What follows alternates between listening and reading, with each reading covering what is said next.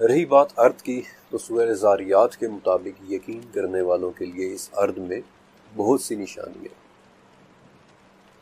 اب ارد کی ان بہت سی نشانیوں میں سے ایک نشانی ارد سے انسان کا پیدا کیے جانا بھی ہے۔ سورہ نوح، اللہ نے تمہیں ارد سے ایک خاص طرح سے نکالا ہے۔ اب میں آپ کو ایک خاص بات بتانے والا ہوں۔ ہماری زمین کا ایک ایلیمنٹ ہے جسے ہم کاربن کہتے ہیں۔ 1.85 بلین ٹن کاربن جو اس وقت بھی اس زمین میں موجود ہے، دیکھنے میں کالا سیاہ اور ایک جلا ہوا سڑا ہوا عنصر۔ لیکن کاربن وہ عنصر ہے، وہ ایلیمنٹ ہے کہ یہ کسی بھی دوسرے ایلیمنٹ سے زیادہ کمپاؤنڈز بنانے کی اہلیت رکھتا ہے۔ مثلا کاربن کوئلہ بھی بناتی ہے جو کہ ایک کمپاؤنڈ ہے، کاربن ہیرا بھی بناتی ہے کہ جو کہ دوسرا کمپاؤنڈ ہے، اور کاربن سنگ مرمر بھی بناتی ہے کہ جو تیسرا کمپاؤنڈ ہے۔ اب کاربن کے 1 کروڑ کمپاؤنڈز کے متعلق تو ہمیں پتہ ہے کہ وہ بنا سکتی ہے، لیکن اصل تعداد اس سے کہیں زیادہ ہے۔ لیکن یہ کمپاؤنڈز تو بے جان ہیں، ان میں کوئی زندگی نہیں ہے، تو پھر میں آپ کو یہ سب کچھ کیوں بتا رہا ہوں؟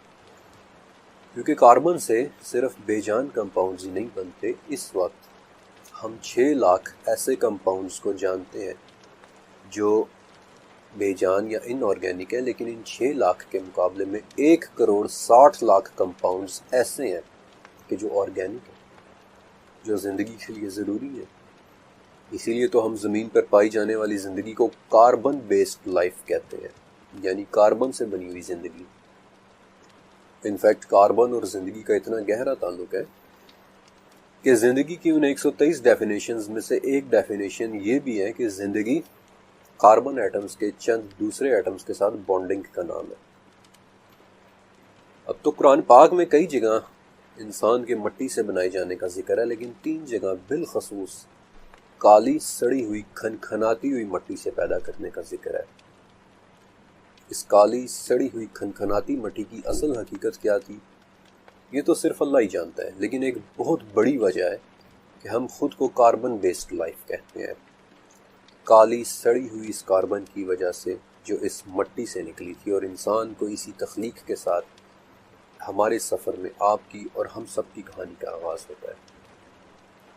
میں اور آپ ہم سب انسان ہیں، اور آج تک جتنے بھی بنی نوع انسان گزرے، چاہے وہ بادشاہ تھے یا فقیر، شاعر تھے یا جنگجو، اپنے زمانے کے ہیروز تھے یا ویلن، بڑے سے بڑا دانشور یا کوئی بھی انسان کہ جس کے متعلق آپ نے سن رکھا ہے، تاریخ میں جو بھی گزر چکے اور جتنے بھی انسانوں نے ابھی پیدا ہونا ہے، ہم سب ایک ہی انسان کی نسل سے ہیں جنہیں آدم کہا جاتا ہے، جنہیں اللہ تعالیٰ نے مٹی سے تخلیق کیا تھا۔ اور قرآن پاک میں یہ بات کم سے کم 9 مرتبہ بتائی گئی ہے کہ سب سے پہلے انسان ہمارے باپ آدم علیہ السلام کو مٹی سے بنایا گیا تھا۔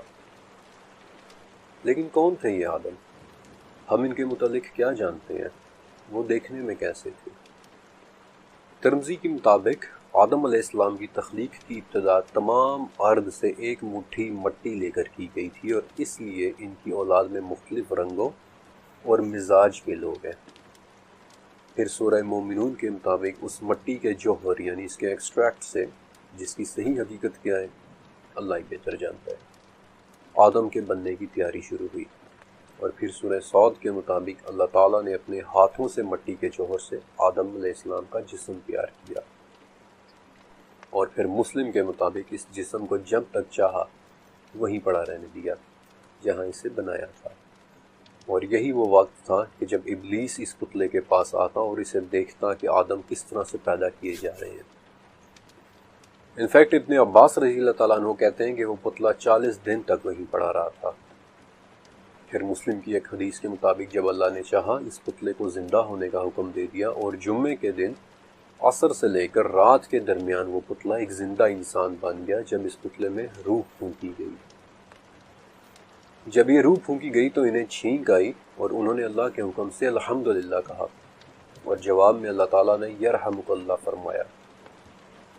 وہ روح جہاں جہاں آدم علیہ السلام کے جسم میں سرایت کرتی جا رہی تھی، وہاں وہاں سے مٹی، خون اور گوشت بنتی چلی جا رہی تھی۔ اور جب روح ناف تک پہنچی تو آدم اپنے جسم کو دیکھ کر خوش ہوئے اور جلدی جلدی اٹھنا چاہا، لیکن اٹھ نہ سکے، اور اسی جلدی کا بیان سورہ اسراء میں ہے کہ وَقَانَ الْإِنسَانَ عَجُولًا،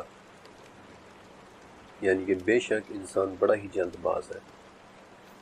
ابھی وہ روح پیروں تک بھی نہیں پہنچی تھی کہ چلنے کا ارادہ کیا، لیکن چل بھی نہ سکے، اور دعا کرنے لگے کہ اے اللہ رات سے پہلے پہلے مجھے روح عطا کر دے۔